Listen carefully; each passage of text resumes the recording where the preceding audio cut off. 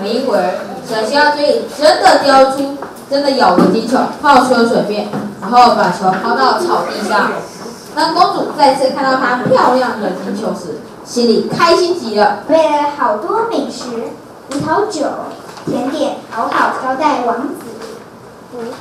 与此同时，王子与公主渐渐地爱上了彼此。于是，皇后经常一边看着自己美丽的脸，一边问着镜子：“魔镜，告诉我，谁是世界上最美丽的女人？”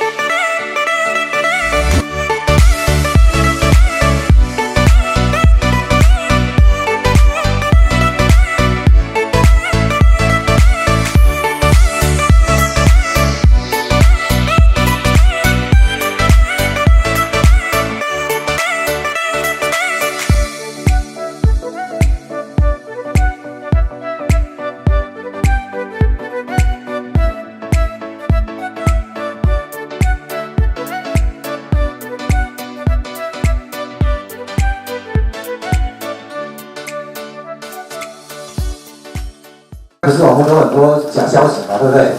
哦，那不可以乱传哦，大家要能够辨识哦，对不对？哦，那我希望你们这2天都是收获满满。好，谢谢。